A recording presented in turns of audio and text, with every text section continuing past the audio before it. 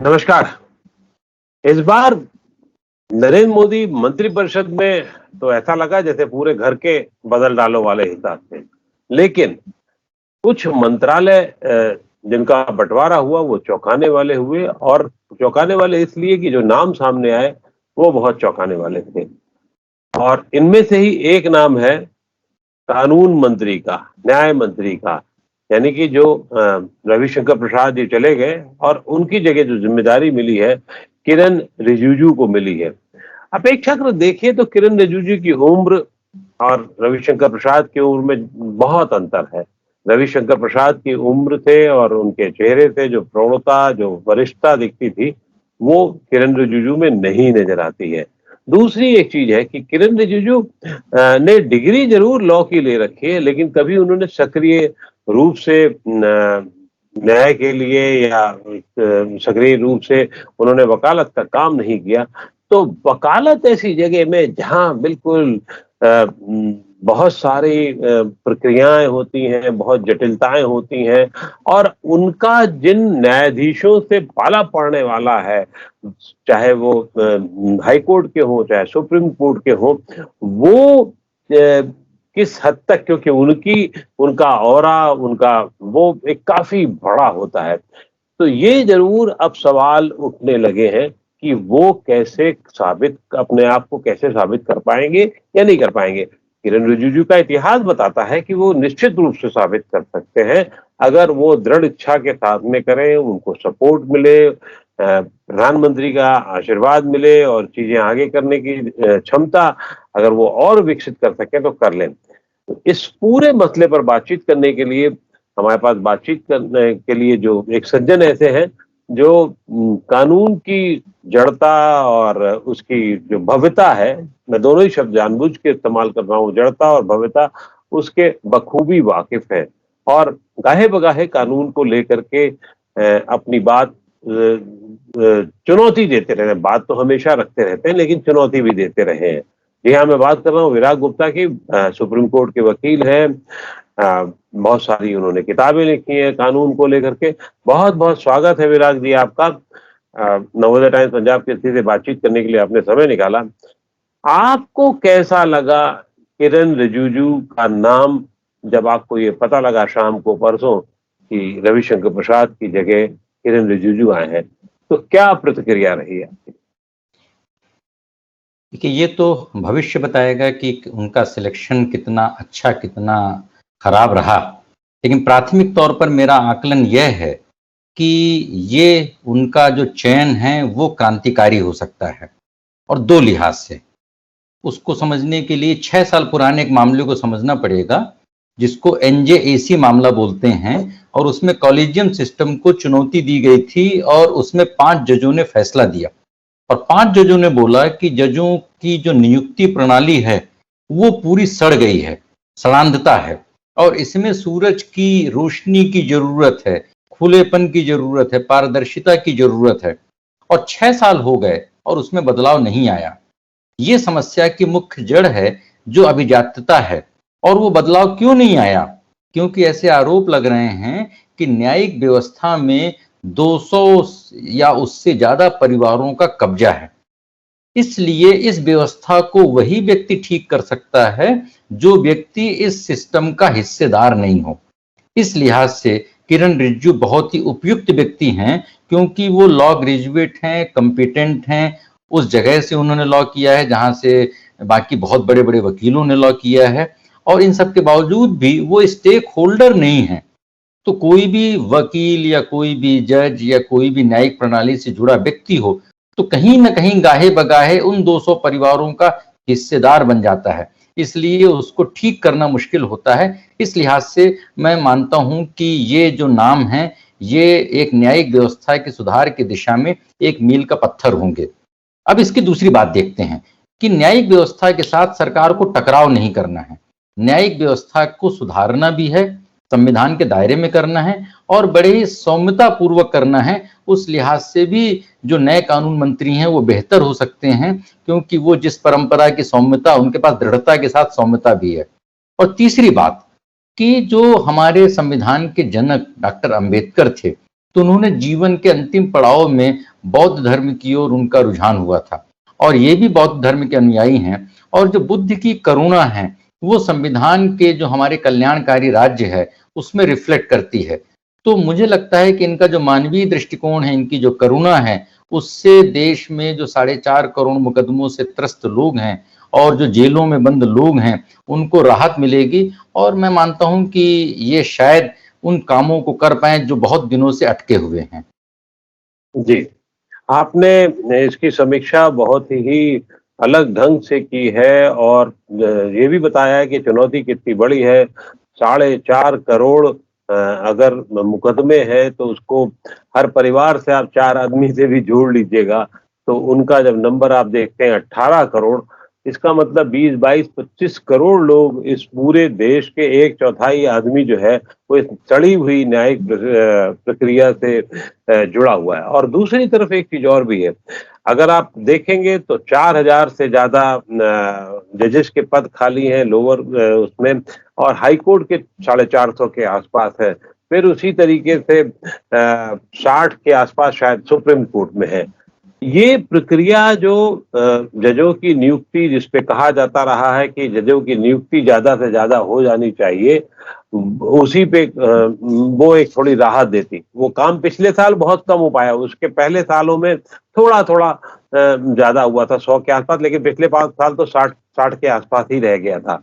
तो क्या लगता है आपको, सिर्फ जजों की भर्ती ही एकमात्र बड़ा क्रांतिकारी कदम है, या इससे कुछ होने जोने नहीं जा रहा है? उससे ज्यादा जो काम है वो ये है कि जजों की जो अति सक्रियता है और जो उनका दखल देने का स्टाइल है उसको भी कुछ नियंत्रित हो, उसमें भी कुछ और रोक तो मैं नहीं कहना चाहूंगा, लेकिन उसका एक स्तर कम से कम अलग ढंग से हो। देखिए, भारतीय जो हमारे लोकतंत्र की समस्या क्या हो गई है कि सारे जो स्टेक होल्डर्स हैं, जुडिशरी, पार्लियामेंट, सरकार, अफसरशाही, वो सब एक दूसरे पे ब्लेम गेम में रहते हैं। अपनी जिम्मेदारी लेने के लिए कोई तैयार नहीं है। तो कोरोना की जो मिसहैंडलिंग हुई उसकी बलि कई मंत्रियों के त्यागपत्र से हुई, लेकिन उसी 1.5 साल में जुडिशरी भी पूरी तरह से विफल रही। उस विफलता के लिए बजाय विफलता की जिम्मेदारी लेने के वो अपने आप को सफल बता रहे हैं। ये बड़ा दुर्योगपूर्ण है और जुडिशरी को आत्मचिंतन करने की जरूरत है। और इसको मैं 4 पहलुओं से देखता हूं। पहला, कि आजादी के बाद अलग अलग तरीके से हर संस्था पारदर्शी हुई, हर संस्था में कहीं ना कहीं से जवाबदेही बनी। आईटीआई आई, सरकार पारदर्शी बनी। नेता, अफसर, चीफ सेक्रेटरी और संसद सदस्य, स्पीकर, देश के बड़े बड़े मंत्री जेल गए, उनके ऊपर आरोप लगे, मुकदमे चले। लेकिन जजों की तो व्यवस्था ऐसी है कि ना ही उनकी नियुक्ति का पता चलता है कि कैसे हुई, और उनको हटाया तो जा ही नहीं सकता है।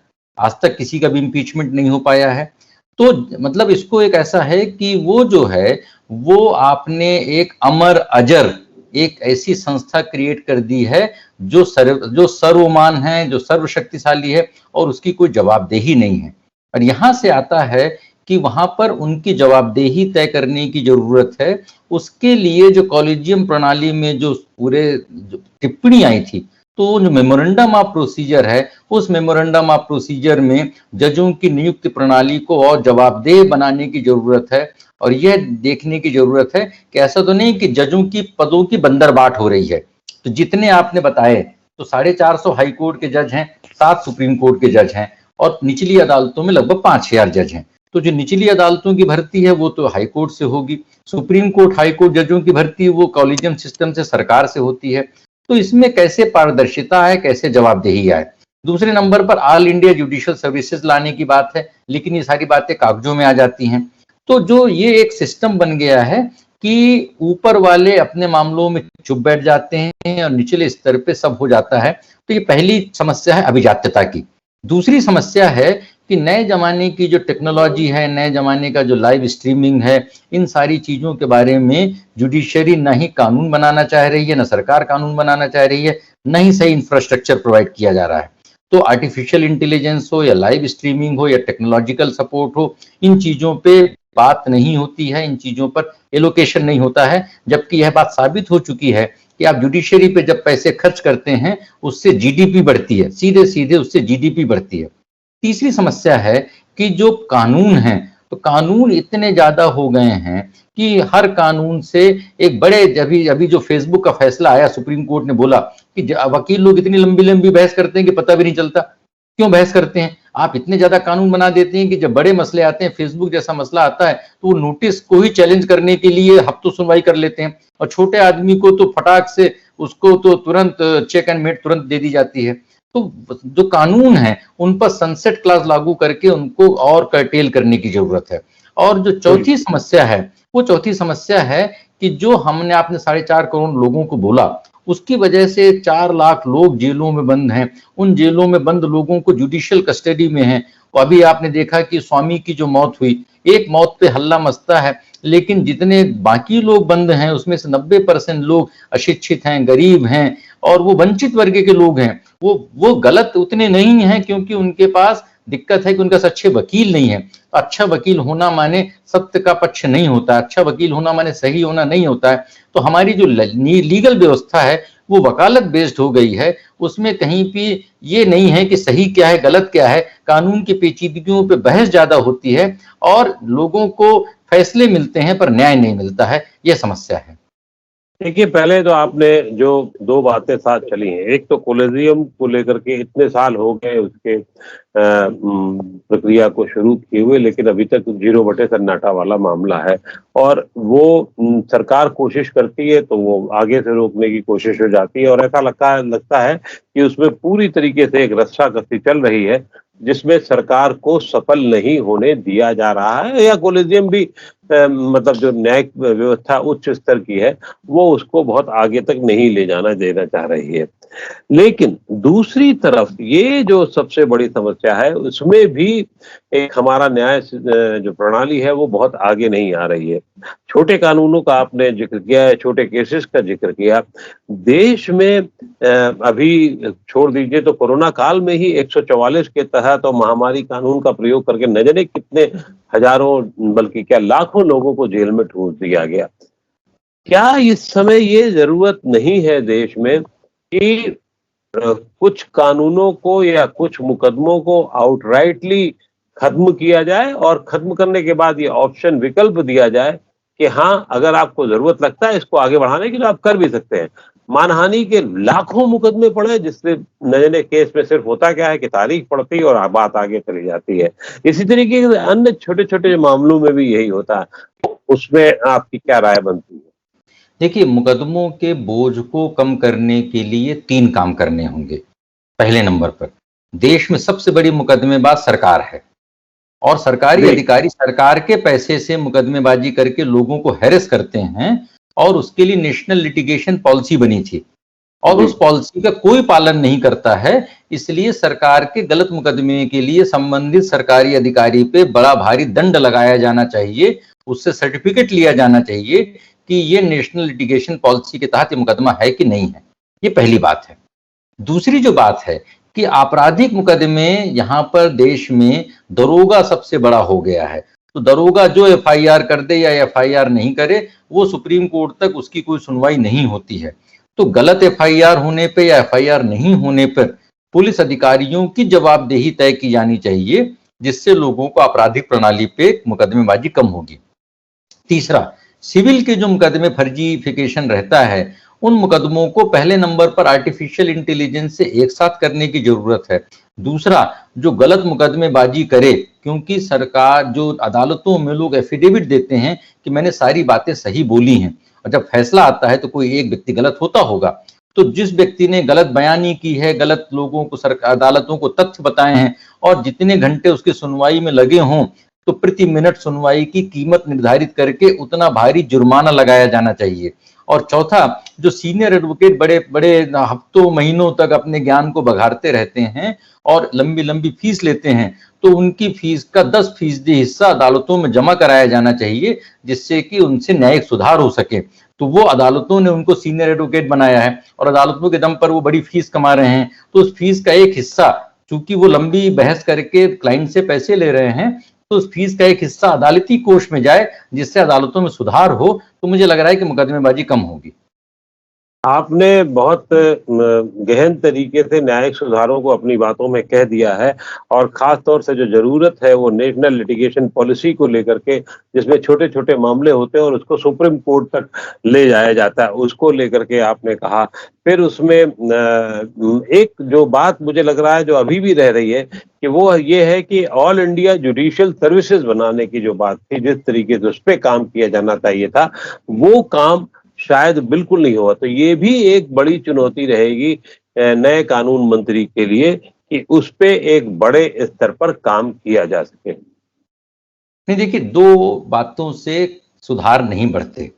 पहला, कि कोई अपनी अथॉरिटी को कम नहीं होने देना चाहता, तो जो सुप्रीम कोर्ट है वो अपने जजेस के अपॉइंटमेंट में अथॉरिटी नहीं कम होने देने चाहती। इसी तरीके से जो ऑल इंडिया जुडिशियल सर्विसेज है, उसको होने से जो स्टेट के हाई कोर्ट्स हैं उनकी अथॉरिटी कम हो जाएगी। लेकिन जिस तरीके से सरकार और सुप्रीम कोर्ट आम आदमी पे रातों रात आपने डिजास्टर मैनेजमेंट और महामारी कानून के तहत लोगों को जनता कर्फ्यू में घरों में बंद कर दिया, तो बड़े लोगों पे कानून क्यों नहीं काम करता है, ये बड़े बड़े सोचने की बात है। तो ऑल इंडिया जुडिशियल सर्विसेज पे संसद को कानून बनाना चाहिए, न कि हाई कोर्टों की सहमति लेने की कोशिश करनी चाहिए। दूसरा, आपने बोला था कॉलेजियम पे रस्साकसी जो चल रही है सरकार और सुप्रीम कोर्ट के बीच में, तो कभी भी कोई भी सुधार एक गलत व्यक्ति दूसरे गलत तरीके से उसको ठीक नहीं कर सकता। जो जजेस का अपॉइंटमेंट है उसमें कॉलेजियम गलत है, और अगर सरकार अपने पास उस व्यवस्था को लेगी तो भी गलत रहेगा। जरूरत इस बात की है कि उसका एक सिस्टम बने, और उस सिस्टम को बनने के लिए एमओपी के तहत जितने जजेस अपॉइंट हों उनसे एक एफिडेविट लेना चाहिए संविधान के शेड्यूल 3 के तहत। मुझे याद पड़ता है कि एक बार स्वर्गीय अरुण जेटली ने संसद में कहा था कि खास तौर से जवाबदेही को लेकर के, साहब जो चुने हुए लोग हैं उनकी अपनी जवाबदेही होती है, लेकिन जजेस की जवाबदेही के बारे में कोई बात नहीं करता है। ये जवाबदेही देने के सिलसिले को क्या सिर्फ एक एफिडेविट से या ही किया जा सकता है, या और प्रक्रिया होगी क्या, और होगी तो कैसे होगी? क्या उसे माननीय न्यायाधीश सब जितने हैं या हमारी न्याय प्रणाली पूरी जो है वो उसे मानेगी? नहीं, देखिए, जजेस की जो जवाबदेही का मसला है इसके दो पहलू हैं। पहला पहलू है कि सेपरेशन ऑफ पावर, और वो सेपरेशन ऑफ पावर हमारे संविधान का बेसिक स्ट्रक्चर है, और इसको सुप्रीम कोर्ट के 13 जजों ने भी मान्यता दी है। तो सेपरेशन ऑफ पावर में कहा गया है कि ये अथॉरिटी सरकार की है, ये संसद की है, सुप्रीम कोर्ट की है। उसके बावजूद भी 90% फ्रिवलस पीआईएल्स के बेसिस पे, जिसको अभी जस्टिस चंद्रचूड़ ने बोला है कि हमारे पास इतने बेतुके मामले आते हैं कि हमारा पूरा समय ऐसे बेतुके मामलों को हैंडल करने में लग जाता है। उन बेतुके मामलों की आड़ में सुप्रीम कोर्ट, हाई कोर्ट और अदालतें सरकार पे अपनी अथॉरिटी को इम्पोज करने की कोशिश करती हैं, और ये जुडिशियल एक्टिविज्म है। और इस जुडिशियल एक्टिविज्म को संविधान में कोई मान्यता नहीं दी हुई है। और इसी बात को अरुण जेटली ने बोला था कि जो नॉन इलेक्टेड हैं वो इलेक्टेड लोगों के ऊपर सुपर इम्पोज अपने आप को नहीं कर सकते, उनकी निरंकुशता, उनकी प्रताड़ना पूर्ण नहीं हो सकती है। इसका दूसरा पहलू ये है कि जो जिस काम के लिए बना है उस काम की जवाबदेही ले। तो अगर सुप्रीम कोर्ट, हाई कोर्ट और अदालतों की जिम्मेदारी न्याय देने की है, और अगर वो समय पे न्याय नहीं दे पा रही हैं, तो फिर वो दूसरे सिस्टम पर उंगली क्यों उठाते हैं? वो अपना सिस्टम ठीक करने की बजाय, मैं आपको दो बातें बोलता हूं। एक, उन्होंने 3 साल पहले फैसला दिया था कि हम लाइव स्ट्रीमिंग करेंगे, और लाइव स्ट्रीमिंग करने के लिए रूल्स में बदलाव करने की जरूरत है। आज तक रूल्स में बदलाव नहीं किए। किस टेक्नोलॉजी का इस्तेमाल करेंगे? अवैध तरीके से यूट्यूब और व्हाट्सएप का इस्तेमाल करने लगे। हम एक पूरी डिजिटल महापावर हैं, और हम विदेशी प्लेटफॉर्म्स का सुप्रीम कोर्ट और हाई कोर्ट के जज इस्तेमाल कर रहे हैं, और राष्ट्रीय सुरक्षा के साथ खिलवाड़ कर रहे हैं। तो ना कानून बदला, ना टेक्नोलॉजिकल चीज आई। दूसरी बात, एक think tank centre for accountability and systemic change ने एक मुहिम चालू की कि जब टाइपराइटर होते थे उस जमाने में एक पेपर इस्तेमाल होता था लीगल, और उसमें कार्बन कॉपी हो नहीं सकती थी, इसलिए उसमें वन साइडेड प्रिंट आउट होता था। अब कंप्यूटर आ गया तो दोनों तरफ प्रिंट आउट हो सकता है। तो यह सुझाव दिया गया कि A4 कागज में कम स्पेसिंग में दोनों तरफ प्रिंट आउट इस्तेमाल हो, पूरे देश में एक देश एक कागज इस्तेमाल हो। और 3 साल के पूरे प्रयासों के बावजूद आधे कुचरे तरीके से हाई कोर्ट और सुप्रीम कोर्ट ने इस मामले में कार्रवाई की। जो न्याय मंत्री थे उनको भी प्रतिवेदन दिया गया, उन्होंने भी कार्रवाई नहीं की। तो क्या नए कानून मंत्री पूरे देश की सभी अदालतों में A4 कागज के इस्तेमाल की पहल करेंगे? हम जब एक देश एक कानून की बात करते हैं तो एक देश एक कागज क्यों नहीं हो सकता? आम जनता जिस कागज का इस्तेमाल करे, सरकार जिस कागज का इस्तेमाल करे, उसी कागज का इस्तेमाल अदालतों में हो, एक जैसी फाइलिंग रहेगी, उसमें कोई दिक्कत नहीं रहेगी। दोनों तरफ प्रिंट आउट लेने से लाखों करोड़ों पेड़ बचेंगे, अरबों लीटर पानी बचेगा। तो दिक्कत क्या है कि नौकरशाही में सारी बातें रह जाती हैं और नए मंत्री को इस नौकरशाही के तंत्र को तोड़ करके और आम जनता के हित में न्यायिक सुधारों को करना होगा। और अगर उनकी मंशा ठीक होगी तो उनका संकल्प जरूर पूरा होगा। और कानून मंत्रालय के दो हिस्से हैं, एक कानून मंत्रालय है और दूसरा न्याय मंत्रालय है। तो कानून मंत्रालय का काम है संसद के माध्यम से कानून को आप लगातार अपडेट रखें, पुराने कानून को हटाएं, नए कानून को रखें। और न्याय मंत्रालय का काम है कि न्यायिक स्वतंत्रता को बनाए रखते हुए लोगों को न्याय दिलवाने का सिस्टम बनाएं। और इन दोनों फ्रंट पे उन्हें दृढ़ इच्छा शक्ति से उनको प्रयास करना होगा, तभी मुझे लगता है कि जो उनका अपॉइंटमेंट है वो सार्थक और सफल हो पाएगा।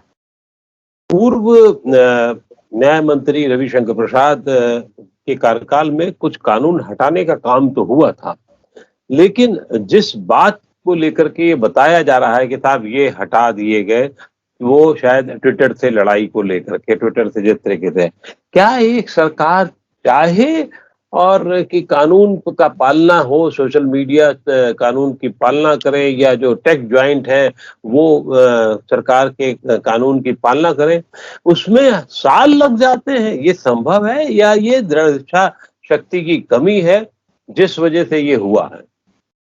हाँ, देखिए बहुत अच्छा सवाल आपने किया। और पहले नंबर बताऊं, जो कानून खत्म करने की बात है तो उसके लिए कई सारी कमेटी की रिपोर्ट है और विधि आयोग है। दुर्भाग्य से कई सालों से विधि आयोग है ही नहीं है। जजों की वैकेंसी, विधि आयोग भी नहीं है। ये हमारे सिस्टम के नकारेपन को दर्शाता है। और दूसरे नंबर पर वो जो बताते हैं कि ये कानून हम खत्म कर रहे हैं, उन कानूनों को तो कायदे से बहुत पहले खत्म कर देना चाहिए था। उनको तो एक अधिनियम बना करके जितने भी हैं उन कानूनों को तो बहुत पहले ही, सवाल इस बात का है कि ऐसे कौन से कानून हैं जिनसे कि शोषण होता है, हैरेसमेंट होता है, और ऐसे कौन से कानून हैं जिनको आना चाहिए। तो भारत एक नए किस्म के, जैसे डिजिटल डिवाइड है, तो हम एक लीगल डिवाइड के दौर में रह रहे हैं। और वो लीगल डिवाइड ऐसे आया है कि 1991 के बाद जब इकोनॉमिक रिफॉर्म्स चालू हुए, तो इकोनॉमिक रिफॉर्म्स के बाद जो नई अर्थव्यवस्था आई उसका तो कोई नियमन हुआ ही नहीं। वो चाहे FDI हो, चाहे टेक्नोलॉजी हो, चाहे IT हो, चाहे साइबर हो, चाहे ड्रोन हो और या ई-कॉमर्स हो, उसका कोई कानून नहीं बना, उसके कोई नियम नहीं बने। और जो पुराने लोग हैं उनके ऊपर, रेहड़ी वालों के ऊपर, दुकानदारों के ऊपर, परंपरागत लोगों के ऊपर हर तरह के कानून की मार है। तो पुराना सिस्टम कानून का हैरेसमेंट करता है। नए सिस्टम में जो नए खिलाड़ी हैं वो बिल्कुल वो बब्बर शेर बन गए हैं और पूरे सिस्टम पे दहाड़ने लगे हैं। तो ये जो टेक जाइंट्स का मसला है, इस टेक जाइंट्स के मसले में सरकार की विफलता 3 तरीके से है। पहला, सरकारी अधिकारियों को और अफसरों को, नेताओं को इसकी संवेदनशीलता का ज्ञान नहीं है कि राष्ट्रीय सुरक्षा से जुड़ा मसला है। दूसरा, उनके पास पूरी जानकारी भी नहीं है और कहीं ना कहीं से अज्ञानता है। और तीसरे नंबर पर इससे भारतीय अर्थव्यवस्था खोखली हो रही है। हर साल 20 लाख करोड़ के कारोबार में टैक्स नहीं देने से लोग कंगाल हो रहे हैं। पिछले 1.5 साल में 23 करोड़ लोग गरीबी रेखा से नीचे आ गए हैं। और ये जो नए नए जो बड़े बड़े सुपर पावर, जो IT सुपर पावर बन रहे हैं, ये सब फ्री के डेटा के बेसिस पे बन रहे हैं, सरकारी नियमों के नहीं होने से बन रहे हैं। और अगर इनको नियमित नहीं किया गया तो पूरी सरकार, समाज और देश की व्यवस्था एक खतरे में पड़ जाएगी। इसलिए इनके लिए तुरंत, अगर हम लव जिहाद पे, कृषि पे या दूसरे विषयों पर रातों रात कानून ला सकते हैं, तो हम टेक्नोलॉजी के मसले पे कंसल्टेशन ही क्यों करते रहते हैं, गाइडलाइन और रूल्स क्यों बनाते हैं, नियम और कानून क्यों नहीं बनाते हैं। इन बातों पे गंभीरता से सरकार को विचार करने की जरूरत है और राष्ट्रीय हित देखते हुए इन टेक जाइंट्स को बराबरी लेवल प्लेइंग में करने की जरूरत है। एक चीज और भी जो भी अपने बहुत महत्वपूर्ण कही है, ई-कॉमर्स वाले जो 20 लाख करोड़ का हमारा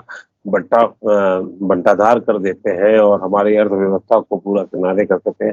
तो मुझे तो लगता है कि शायद ऐसा जरूरी नहीं है कि न्याय मंत्री या कानून मंत्री जो किरण रिजिजू हैं वो एक-एक काम बल्कि कई काम उनको एक साथ करने की जरूरत होगी और उस पर बड़े स्तर पर काम करके दिखाना होगा और जल्दी करके दिखाना होगा ताकि सरकार का जो बचा हुआ वर्ष है उसमें बहुत सारी चीजों को अगर कोई करेक्शन मोड होना है, उसमें कोई सुधार किया जाना है, तो सुधार किया जा सके, ये अपने आप में बहुत जरूरी है। तो एक अर्थ में नए कानून मंत्री के सामने बहुत सारी और बहुत दुरूहपूर्ण चुनौतियां हैं और जो सबसे बड़ी चुनौती वही है कि क्या वो जो माननीय न्यायाधीश है सुप्रीम कोर्ट और हाई कोर्ट के, उनके औरे के सामने कितना अपने आप को सहज रख सकते हैं और कितना आगे ले जा सकते हैं। जी आप देखिए,